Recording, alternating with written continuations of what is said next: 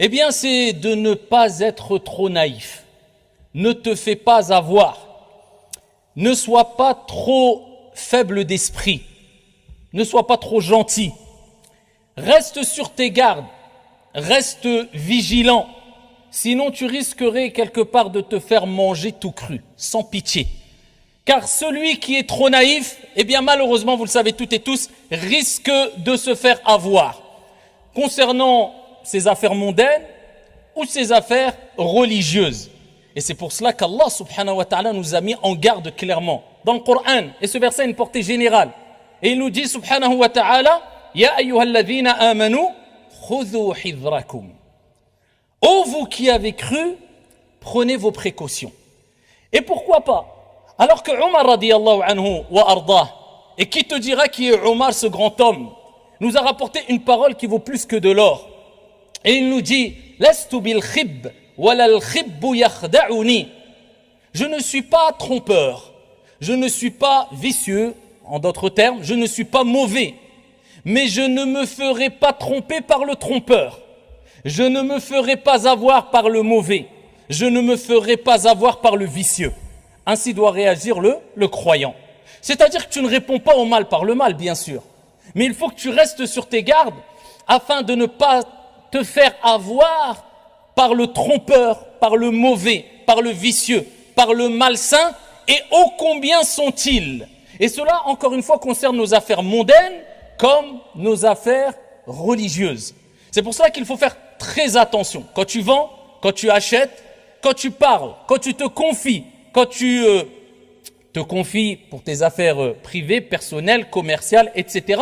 Et aussi dans tes affaires religieuses, car il y a Shaitan qui nous connaît, qui te connaît parfaitement. Il connaît tes points forts et tes points faibles. Et c'est un grand ruseur. Et bien de même, dans tes affaires religieuses, fais attention, ne sois pas trop naïf, ne sois pas trop sûr de toi. Ne te dis pas, c'est bon, t'inquiète pas, je sais qui je suis, je sais qu'est-ce que je vaux, je ne m'inquiète pas.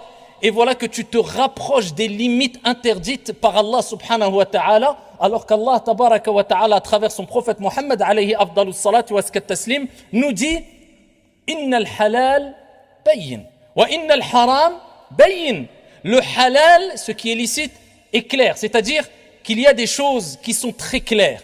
Et le haram, l'illicite, est clair. Il y a des choses illicites qui sont très claires. Comme boire de l'eau, c'est licite, c'est clair et connu par tous. Boire de l'alcool, c'est clair et c'est connu par tout le monde comme étant illicite. Mais entre les deux, et il dit entre les deux, il y a des choses ambiguës. Il y a des choses qui prêtent à équivoque, qui sont ambiguës. C'est halal ou c'est haram? J'ai un doute. Eh bien, le prophète, alayhi salatu wassalam, il dit فَمَنِ اتَّقَى الشُّبُهَاتِ, celui qui se préserve des ambiguïtés, eh bien, aura préservé sa religion et son honneur.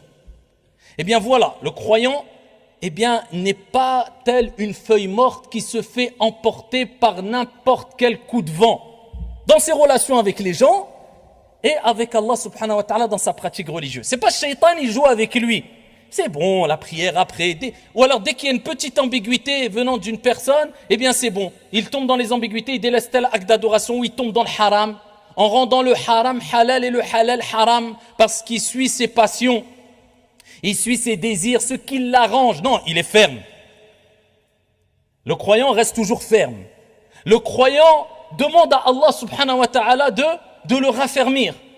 Et il n'est pas ici facile à être influencé dans toute chose. Quand il vend et quand il achète, il fait attention. Il est généreux, mais il ne se fait pas avoir. Alors ça ne veut pas dire qu'on doit être dans une certaine parano et devenir mauvais. Attention.